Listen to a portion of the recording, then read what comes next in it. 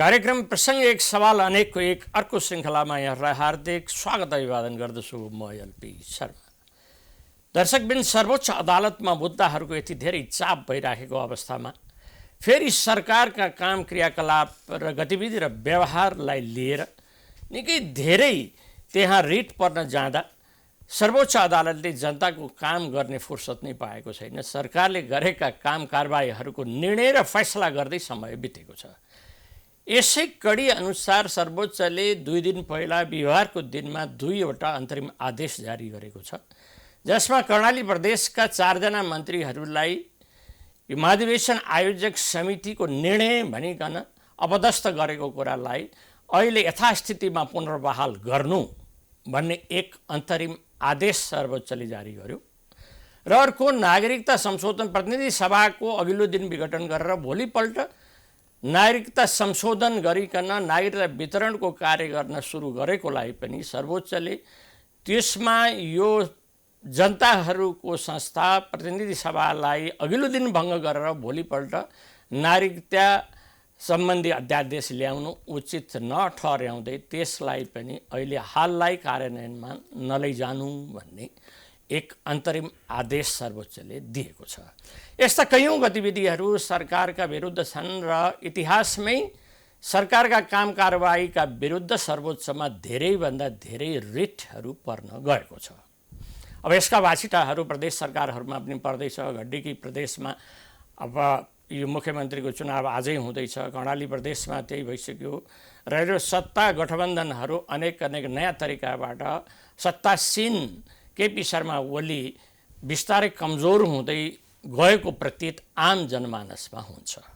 आज यसै सम्बन्धमा राजनीतिक गतिविधि के छ, कस्तो छ, यहाँहरूले कसरी हेरिराख्नु भएको छ, विद्यार्थी सङ्गठनलाई कसरी परिचालन गर्दै हुनुहुन्छ, यसै बारेमा कुरा गर्नका लागि हामीसँग एक विशेष अतिथि हुनुहुन्छ युवा नेता मदन भण्डारी। उहाँ अनेरा सोभियो केन्द्रीय स्थायी समिति सदस्य तथा काभ्रे जिल्ला कमिटीका अध्यक्ष हुनुहुन्छ। भन्नैपर्छ उहाँ खनाल नेपाल समूहसँग आबद्ध हुनुहुन्छ। आज हामी यही विषयलाई केन्द्रमा राखेर केही क्षण हाम्रो अन्तर्संवादलाई प्रारम्भ गर्नेछौँ। अब विलम्ब नगरी म उहाँलाई यस कार्यक्रममा हार्दिक स्वागत गर्छु। स्वागत छ मदन सर यस कार्यक्रममा। हस्, धन्यवाद। अब सर, मैले सुरु ओपनिङमा नि केही कुरा त बताएँ। अब हाम्रो अन्तर्संवादको सिलसिला यसैबाट सुरु गरौँ कि काभ्रे जिल्ला कमिटीको अध्यक्ष हुनुहुन्छ, काभ्रेको एक होनहार नेता चाहिँ नि यो ओली पक्षीय नेता हुनुहुन्छ गोकुल बास्कोटा। उहाँको विषयमा चाहिँ नि 72 करोड 70 करोडको कुराहरू आइराख्दा उहाँले पछिल्लो समय के बताउनु भयो भने यो 72-70 करोडको किन कुरा गर्नु, अब मत गरेर देखाइदिन्छु, मैले 72,000 मत ल्याइदिन्छु, पछिल्लो समय 56 ल्याएको थिएँ, अब 70-72 हजार मत ल्याइदिन्छु भन्नुभयो।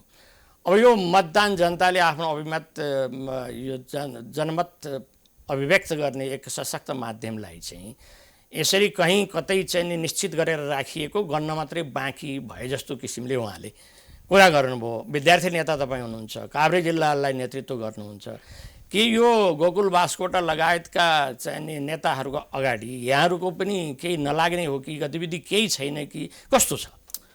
तपाईँले भने जस्तै तपाईँको 70 करोड अडियो प्रकरण जुन प्रिन्टिङ प्रेसको विषयमा भयो, त्यसपछि उहाँलाई 70 करोडको आरोप लाग्यो।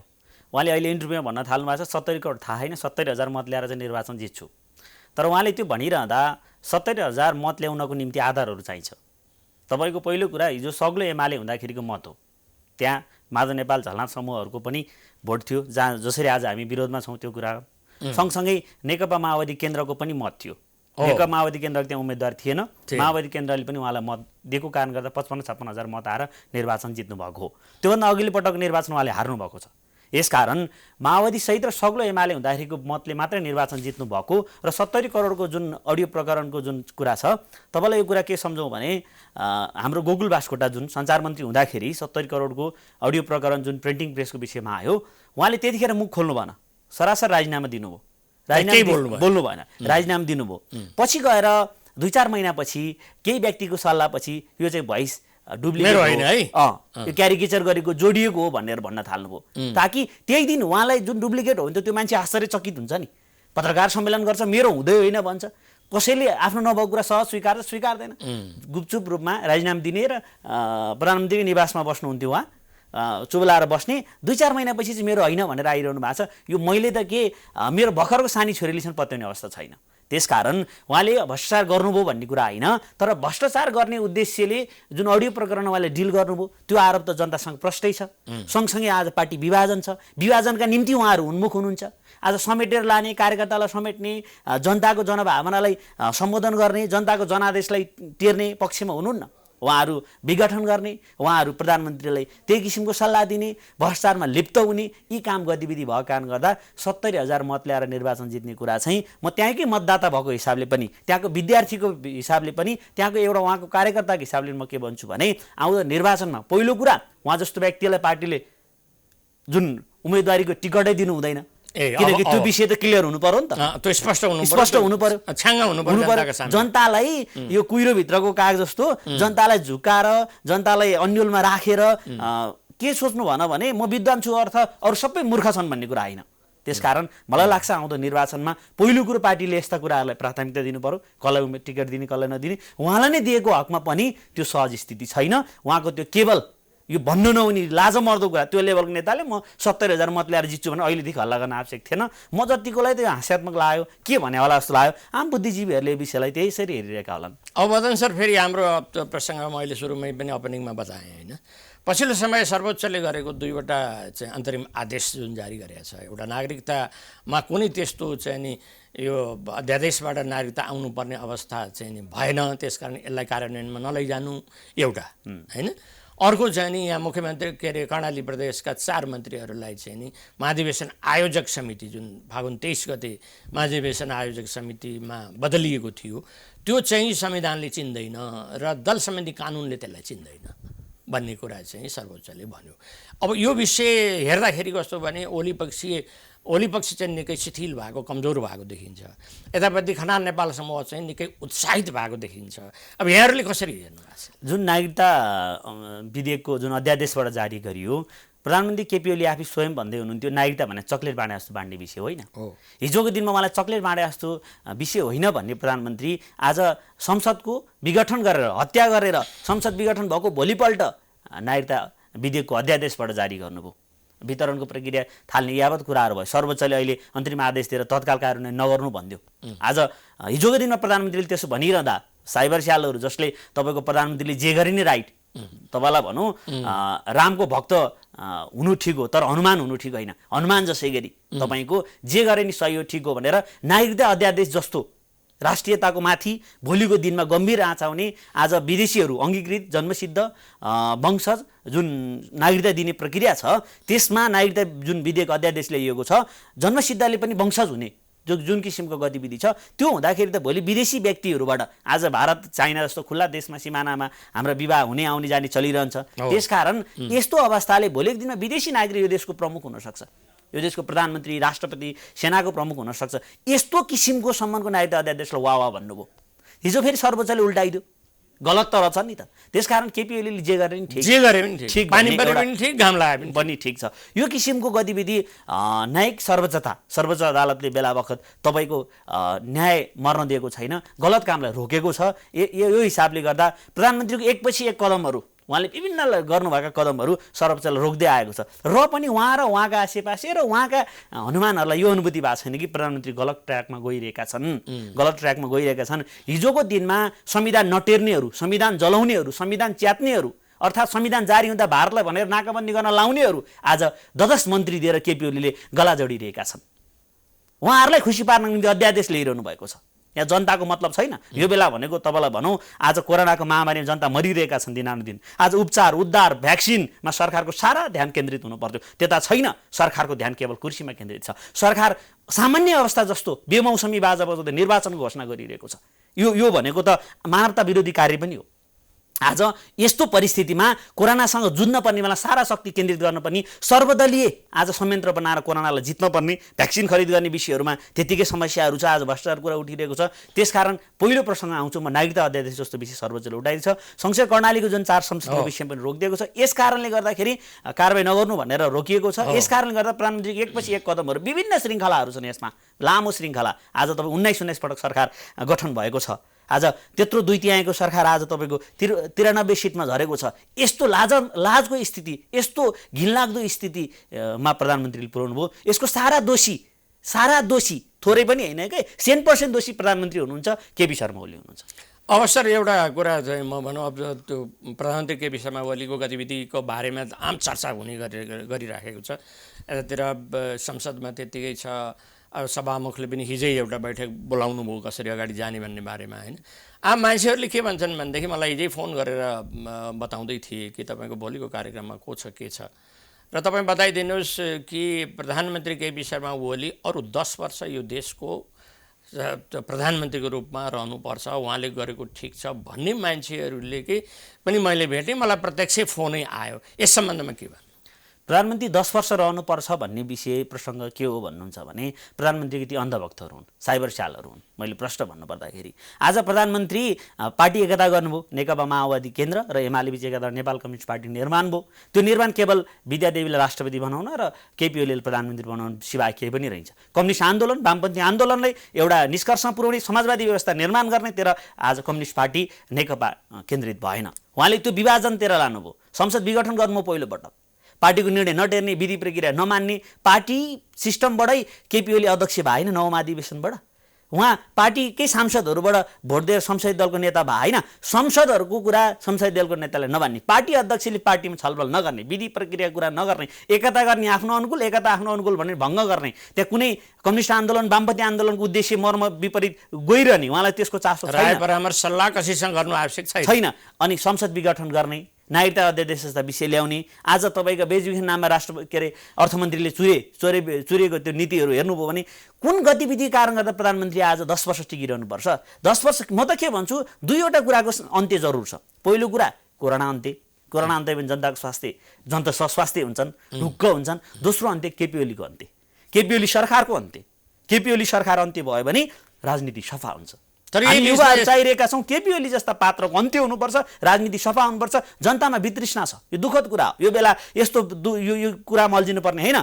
पुनः दोस्रो पटक आज प्रधानमन्त्रीले संसद विघटन गर्नुभएको छ, त्यो पनि असंवैधानिक तरिकाबाट संसद विघटन गर्नुभएको छ। त्यसकारण 10 वर्षको केपी ओली रहने परिकल्पना गर्ने हो भने आज देशमा संविधान रहँदैन, संविधान कागजको खोस्टो हुन्छ, उहाँ संविधान टेरेर जाने पक्षमा हुनुहुन्न। अर्को निरङ्कुशताको अन्त्य हुन्छ।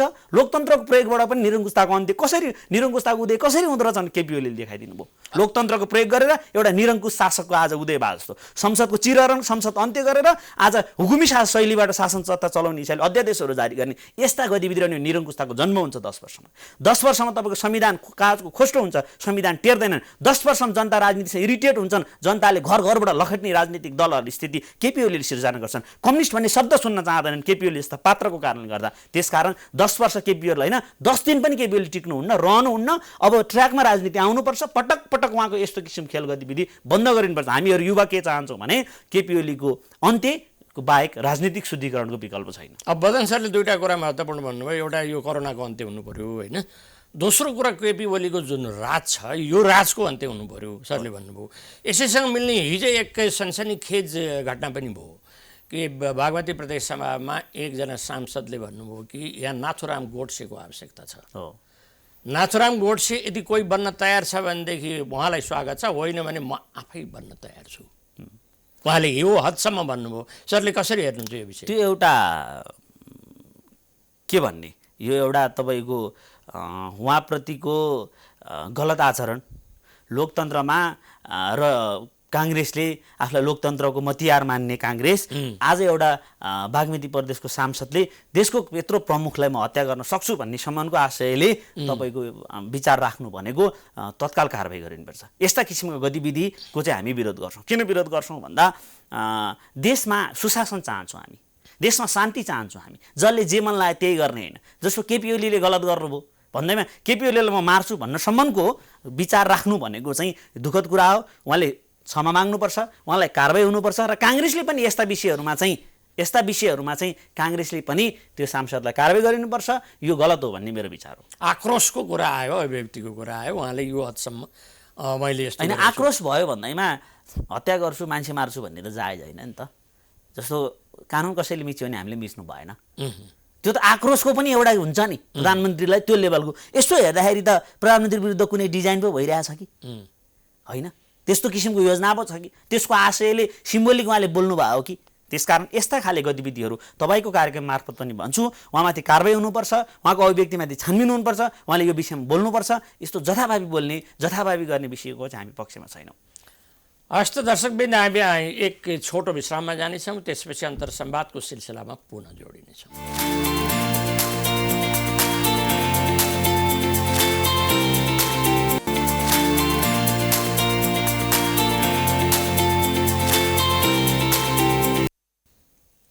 बदन सरलाई कार्यक्रममा पुनः स्वागत छ। अब यो भयो राजनीतिक गतिविधि क्रियाकलापका कुराहरू। अब हामी जाउँ कि सरले जुन अध्यक्षता गर्नुहुन्छ काभ्रेको, अब यसमा देखिराखिन्छ कि चाहिँ सरहरूले विभिन्न राहत सामग्रीहरू वितरण गरेको, स्वास्थ्य सामग्रीदेखि लिएर हस्पिटल कसलाई यता प्रहरीहरू अनि पालिकाहरूमा गइराखेको देखिन्छ होइन। वास्तवमा अहिले कस्तो ट्रेन्ड छ भने राहत वितरण गर्ने, राहत यथार्थमा वितरण गर्ने भन्दा पनि प्रचारबाजी बढी गर्ने। चामल एक बोरा लिएर जाने, 5 जनाले लिएर जाने गाडी एउटा लिएर जाने, अनि ठ्याक्क चामलको फोटो खिच्ने, ल उहाँहरूलाई एक बोरा चामल आयो अरू पनि आउँदैछ भन्ने यो किसिमको चाहिँ नि प्रवृत्ति चाहिँ देखा परेको छ। सरहरूले यथार्थमा चाहिँ नि वितरण गरेका यस्ता राहतका कार्यक्रमहरू के कस्ता रहे? हामी विद्यार्थी सङ्गठन शैक्षिक एजेन्डा मात्रै नभएर शैक्षिक एजेन्डा र शैक्षिक इस्युहरू हामी जागरण र विरोधका विषयहरूमा मात्रै बोल्ने नभएर महामारीमा परेको बेलामा जनतालाई यो महामारीबाट हामी कसरी बचाउन सक्छौँ एउटा अभियान सञ्चालन गरौँ भनेर सबैको सहयोगमा, एकले थुकी सुकी संयोगले थुकी नदी भने जस्तै सबैको सहयोगमा एउटा आर्थिक कलेक्सन गरेर स्वास्थ्य सामग्रीहरू खरिद गरेर हामीले विभिन्न ठाउँमा वितरण गऱ्यौँ। त्यो धेर वा थोर जे भयो नि हामीले सहयोगको लागि हामी पनि उपस्थित छौँ, जनताको दुःखमा हामी उपस्थित छौँ, यो विपत्तिमा हामी उपस्थित छौँ। अहिले सङ्कटको कुरा गर्नुहुन्छ भने प्रमुख त स्वास्थ्य सङ्कट नै हो। स्वास्थ्य सँगसँगै आर्थिक सङ्कट छ आज मान्छेको, सँगसँगै तपाईँको संवैधानिक सङ्कट, राजनीतिक सङ्कट, नैतिक सङ्कटहरू सङ्कटै सङ्कट देखेको छ। र यो बिचमा पनि पहिलो सङ्कट भनेको स्वास्थ्य सङ्कट। विश्वभरि रहेको कोरोना महामारीमा हामी पनि दिनानुदिन सङ्क्रमित भइरहेका छौँ, मरिरहेका छन्। सरकारले भ्याक्सिन दिन सकिरहेको छैन, सरकारले अक्सिजनसहितको बेडहरू दिन सकिरहेको छैन, भेन्टिलेसनहरू दिन सकिरहेको छैन, आइसोलेसनहरू वार्डहरू पर्याप्त मात्रामा बन्न सकिरहेको छैन। यो बिचमा हामीले के सुरुवात गऱ्यौँ भने काभ्रेका विकट ठाउँहरूलाई स्वास्थ्य सामग्री हस्तान्तरण गरौँ, मास्क सेनिटाइजरहरू दिउँ, स्टिम लिने भाँडोहरू दिउँ, सँगसँगै अक्सिमिटर, अक्सिजन लेभल नाप्ने, कोभिडले अक्सिजन लेभल डाउन गर्ने अक्सिमिटरहरू दिउँ भन्ने उद्देश्यले सञ्चालन गरेर हामीले पहिलो त काभ्रे पत्रकार महासङ्घ काभ्रे शाखालाई स्वास्थ्य सामग्री हस्तान्तरण गरौँ। फ्रन्टलाइनमा बसेर गर्ने पत्रकारहरू जोखिमबाट उत्तिकै जोखिममा हुनुहुन्छ, त्यसकारण उहाँलाई हामीले स्वास्थ्य सामग्री वितरण दिउँ। जिल्ला प्रहरी कार्यालय आज सुरक्षा निकायहरूमा त्यस्तै छ, स्वास्थ्य कर्मीहरूलाई त्यस्तै छ जोखिम, त्यसकारण हामीले जिल्ला प्रहरी कार्यालयमा पनि स्वास्थ्य सामग्री हस्तान्तरण गरौँ। सँगसँगै भुम्लु, चौरी देउराली, खानीखोला र महाभारत गाउँपालिकालाई आवश्यक स्वास्थ्य सामग्री वितरण गरौँ। यो सँगसँगै हामी अडेरासु काभ्रे, युवा सङ्घ नेपाल काभ्रे संयुक्त रूपमा हामीले खाद्यान्न अभाव भएको बजार साइडमा बस्ने र विभिन्न ठाउँमा बस्ने खाद्यान्न अभाव, मान्छे आज रोगले त मर्दैछ, रोग सँगसँगै भोगले पनि मर्ने स्थिति नहोस् भनेर हामीले खाद्यान्न पनि वितरण गरौँ। खाद्यान्न जहाँ अति आवश्यक छ, जसले माग गर्छन् र त्यो ठाउँ गएर हामीले खाद्यान्न वितरण गरिरहेका छौँ। त्यो अभियान जारी छ। किन हामीले सुरुवात गऱ्यौँ भने हामी समुदायको एजेन्डासँग, समुदायको समस्यासँग, समाजको समस्यासँग, समाजलाई प्रधान राखेर हामी विद्यार्थी सङ्गठनले सोच्नुपर्छ भनेर हामीले गतिविधि गरिरहेका छौँ, गतिविधि अगाडि बढाइरहेका छौँ। त्यहाँ रहेका साना संस्थाहरू धेरैलाई हामीले, अरू संस्थाहरूलाई पनि, दृष्टिबिनहरूको संस्थालाई, मानव कल्याण जस्ता समाजका संस्थाहरूलाई पनि हामीले स्वास्थ्य सामग्री लगायतका आवश्यक खाद्यान्न, कतिपय ठाउँमा आर्थिक सहयोग पनि गरिरहेका छौँ। यो निरन्तर रूपमा यो अगाडि बढिरहेको छ। यसमा म आफूले पनि नेतृत्व गरिरहेको छु। सँगै युवा सङ्घ नेपालका केन्द्रीय सचिव भेषराज शाह हुनुहुन्छ, उहाँले पनि गरिरहनु भएको छ। पार्टीका नेताहरूले पनि हामीलाई एप्रिसिएट गरिरहनु छ, राम्रो काम गरिरहनु भएको छ। हिजोको दिनमा कथित हामी समुदायिक एजेन्डा बोक्ने, विद्यार्थी एजेन्डा बोक्ने भन्नेहरू आज काभ्रेमा विलय भएको अवस्था छ, उहाँहरू देखिरहनु भएको छ। हामी चाहन्छौँ यो प्रतिस्पर्धात्मक हिसाबले गरौँ, यो काम जनताको सेवामा प्रतिस्पर्धा गरौँ। आलोचना मात्रै प्रतिस्पर्धा होइन, राजनीतिक खुरापाती मात्रै प्रतिस्पर्धा होइन, राजनीतिक रोटी सेकाउने विषय मात्रै प्रतिस्पर्धा होइन। प्रतिस्पर्धा आज महाविपत्तिमा जनताका निम्ति कसले कति गर्ने भनेर प्रतिस्पर्धा गरौँ, ताकि जनताले राहत महसुस गरून्। त्यो मात्रै नभएर कतिपय मान्छेलाई हस्पिटलसम्म जाने स्थिति छैन, हस्पिटल लग्ने, अक्सिजनको अभाव भयो, अक्सिजन लिनुपर्ने बिरामीलाई अक्सिजन उपलब्ध गराउने पहलबाट, सबैले त्यही सक्छन् भन्ने छैन, पहलबाट हामीले गरिरहेका छौँ। हाम्रो गतिविधि अगाडि बढिरहेका छौँ। यो बिचमा केही गल्ती कमजोरीहरू भयो होला, हुन पनि सक्छन्, तर जे जति जसले जस्तो सकिन्छ त्यो राहत दिनु। आफैमा यो परिस्थितिमा राज्यविहीन अवस्था, राज्य छैन, आज देखिने अवस्थामा छैन। अहिले चाहिँ तत्कालीन अवस्था चाहिँ त्यही छ, किनभने राज्य सरकार, प्रधानमन्त्री गलत ठाउँमा अल्मलिरहेका छन्। जनता मरुन्, भोगले मरुन्, रोगले मरुन्, मतलब त्योसँग सरोकार भएन। तर हामीले यो गतिविधिलाई अगाडि बढाइरहेका छौँ। अब यो निड एसेसमेन्ट भन्छ नि, जसलाई राहत वितरण गर्नु मात्रै ठुलो कुरा भएन, राहत कसलाई वितरण गरियो, आवश्यक मान्छेलाई दियो कि दिएन भन्ने कुरा ज्यादै महत्त्वपूर्ण छ। सरहरूले राहत वितरण गर्दा त्यो निड कसरी एसेस गर्नुहुन्छ, मूल्याङ्कन कसरी गर्नु? हामीले कसरी गऱ्यौँ भन्दा वन्डर सिस्टम, एकद्वारे प्रणालीलाई फलो गरौँ। हामीले एउटा गाउँपालिका लड्दैछ, गाउँपालिका एउटा कार्यनीति बनाउँछ, उसले वितरण गर्छ। हामी जस्तो अरू सबैले दिँदाखेरि एउटा बन्छ, आवश्यकता गरेर गाउँपालिकाले खरिद गर्छ, नगरपालिकाले खरिद गर्छ, त्यो संस्थाले खरिद गर्छ।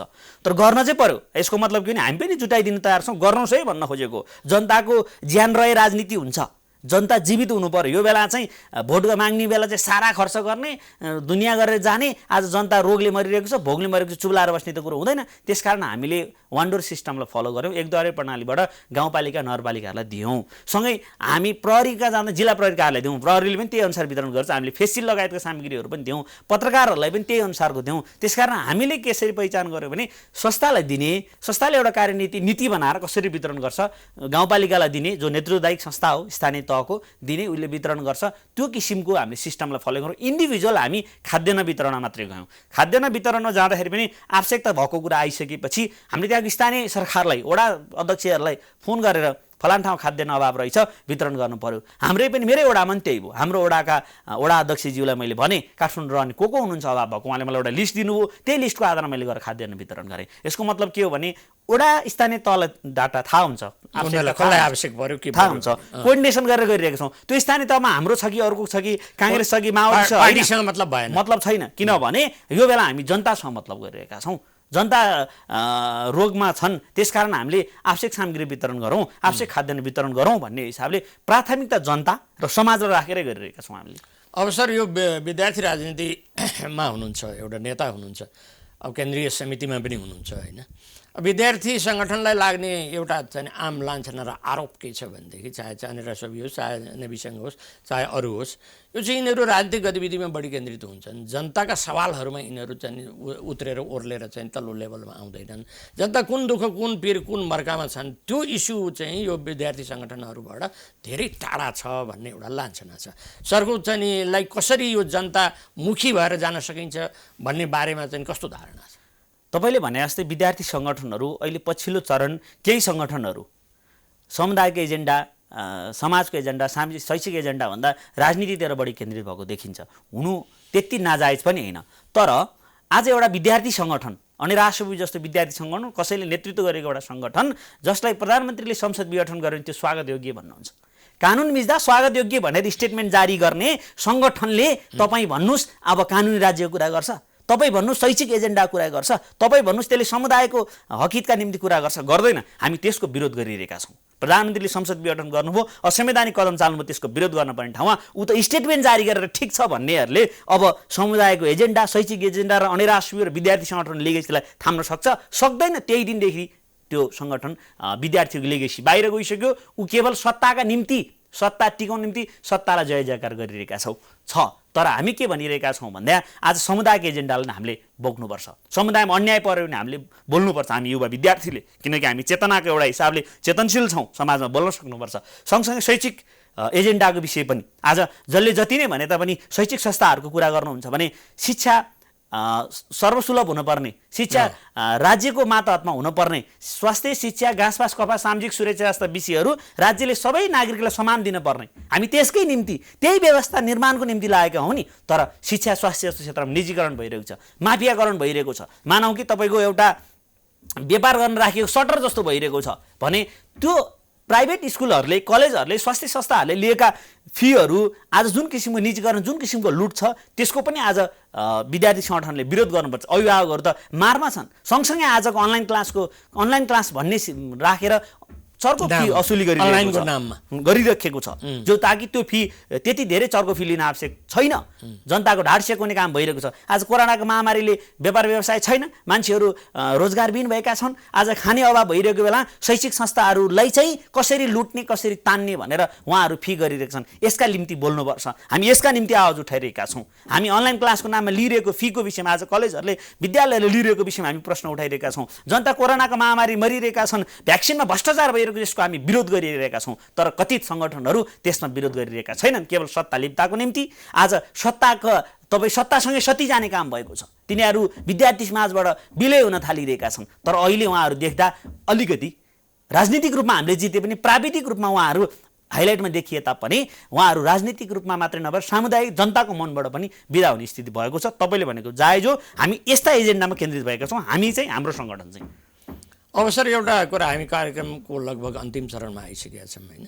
धेरै मान्छेहरूले के भन्छन् भनेदेखि प्रधानमन्त्री केपी शर्मा ओलीले चाहिँ नि जताततै चाहिँ नि विवादास्पद अभिव्यक्ति दिने, काम कारबाहीहरू त्यस्तै गर्ने र विवादमा तान्दिने, अदालतलाई पनि चाहिँ उहाँले विवादमा तानिदिनु भयो। त्यसपछि गएर अर्को उच्च गरिमामय संस्था जुन राष्ट्रपति जस्तो संस्थालाई पनि उहाँले चाहिँ नि एकदमै विवादमा तानिदिनु भयो। अस्तिको पछिल्लो ट्रोल बनेर आएको छ जुन शपथ ग्रहण समारोह चाहिँ नि हाँस्य र मजाकमा चाहिँ नि त्यो बित्यो होइन। अब यो वास्तवमा प्रधानमन्त्रीले नै विवादमा तानेको हो अथवा दुवै संस्थाहरूको गठजोड हो, के हो त्यो? प्रधानमन्त्री आफै विवादमा जानुभएको हो, किनभने प्रधानमन्त्री विवादमा जानुभयो। त्यो कुरालाई प्रश्रय दिने, त्यो कुरालाई समर्थन गर्ने राष्ट्रपति जस्तो निकायले रोक्नु पर्थ्यो, उहाँले रोक्नु भएन। यसमा दुवै पक्षको पनि देखिन चाहिँ गठजोड देखिन्छ। यसमा हाबी बढी प्रधानमन्त्री हुनुभयो राष्ट्रपतिभन्दा पनि। संविधान मिच्ने विषयमा नि प्रधानमन्त्री हाबी हुने, शपथ लिँदाखेरि प्रतिज्ञा गर्छु भनेर त्यो पर्दैन भन्ने राष्ट्रपति हिरी हाँक्ने। हेर्नुहोस् है कति सम्मको लाजमर्दो कुरा, त्यो किन पर्दैन त? शपथ भने त उसले गरे, त्यो पनि प्रतिज्ञा गर्ने विषय। मलाई के लाग्यो भने प्रतिज्ञा गर्नु पर्दैन किन पनि भन्नुभयो जस्तो लाग्यो नि। प्रतिज्ञाहरू पुरा नभएपछि, प्रतिज्ञा नभएका श्रृङ्खलाहरू धेरै भयो नि त। अब म प्रतिज्ञा गर्न छोडिदिन्छु भने गरिराख्नु पर्छ, यो पुरा हुने होइन यस्तो कुरा भयो। त्यसकारण म प्रतिज्ञा गर्दिनँ। गरेका प्रतिज्ञा के चाहिँ कार्यान्वयन गर्नुपर्छ, म 10-15वटा नै उदाहरण दिन सक्छु प्रधानमन्त्रीले गलत गरेका कार्य यो यो यो यो हो भनेर श्रृङ्खलाबद्ध रूपमा भने प्रतिज्ञाहरूको पटक पटक उल्लङ्घन गर्ने भएको कारण गर्दा प्रतिज्ञा शब्दै हटाइदिनु राम्रो हुन्छ भन्ने ठानेको कुरा त्यो होला। मलाई त्यसकारण दुवै पक्ष, आज राष्ट्रपति जस्तो संस्था, आज प्रधानमन्त्री कार्यकारी भयो, राष्ट्रपतिबाटै सबै काम राष्ट्रपतिले रोक्नुपर्छ। कतिपय अवस्थामा प्रधानमन्त्री निरङ्कुश हुँदा, संविधान मिच्दा प्रधानमन्त्रीले गलत गरेर त्यो भइरहेको छैन। मध्यरातमा प्रधानमन्त्रीले संसद विघटनको कुरा लिएर जानुहुन्छ, राष्ट्रपतिले सदर गरिदिन्छ, बिहान उठ्दाखेरि त संसद विघटन हुन्छ। हामी यस्तो देशमा छौँ, मध्यरातमा सबै सुतिरहेको बेला दुईटा संस्था मात्रै, दुई व्यक्ति मात्रै बिउजो हुन्छन्, एउटा प्रधानमन्त्री अर्को राष्ट्रपति। मन्त्री परिषदको बैठक राखेर राष्ट्रपतिले संसद विघटन सदर गरिदिनुहुन्छ। शेरबहादुर देउवा प्रधानमन्त्री हुने हामीलाई कतिपय आरोप लाग्छ, शेरबहादुर देउवालाई समर्थन गर्नुभयो। हामी तपाईँकै कार्यक्रम मार्फत भन्न चाहन्छु, शेरबहादुर देउवालाई समर्थन गरेको होइन। संविधान बचाउनको निम्ति अब शेरबहादुर देउवालाई समर्थन गरेर पनि सरकार निर्माण गर्नुपर्छ, पुनः केपी ओलीले संसद विघटन गर्छ भन्ने थाहा पाएपछि त्यो गरिएको संविधान बचाउनको निम्ति गरिएको, संविधानको रक्षा, संसदको रक्षा गर्नको निम्ति गरिएको। तर कथित आरोप चाहिँ तपाईँको यो गरियो त्यो गरियो भनिरहेको छ। त्यसको पछाडिका श्रृङ्खला, त्यसका पछाडिका स्टोरीहरू हेर्नुपर्छ। केपी ओली र राष्ट्रपति दुईटै संस्थाले जनतासँग विश्वास गुमाइसक्नु भएको छ। औसत जनता है, धेरै जस्तो जनता, सबै भन्दिनँ, उहाँहरूको आसेपासेलाई जे गरे नि ठिक लाग्ने, ठिक भइरहनेहरूले त अहिले पनि राष्ट्रपति ठिक गरिरहनु भएको छ, प्रधानमन्त्री ठिक गरिरहनु भएको छ भन्नुहुन्छ। तर आम जनता, सोझा मान्छे, आम बौद्धिक सर्कलहरूलाई सोध्नु भने प्रधानमन्त्री राष्ट्रपतिद्वारा भएको गतिविधि पछिल्लो चरण देशका निम्ति, संविधानको निम्ति, कानुन बिच्नको निम्ति मात्रै अभिप्रेरित छन्। अब सर एउटा हामी अन्तिम चरणमै छौँ। एउटा छोटो जिज्ञासा सरलाई मैले राखेँ। यो आज बालश्रम विरुद्धको अन्तर्राष्ट्रिय दिवस हो। अब सरले गाउँ गाउँमा जानुहुन्छ, हेर्नुहुन्छ, गाउँमा गएर बालश्रमको स्थिति अवस्था के छ? जहाँ गिटी ढुङ्गा बालुवा रोडा जुन खोलाबाट दोहन गरेर निकालिन्छ त्यहाँ पनि बालश्रम प्रयोग भएको देखिन्छ। इँटाहरूमा चाहिँ त्यो भक्तपुरतिर जाँदा इँटा उद्योगमा बालश्रमै प्रयोग भएको देखिन्छ।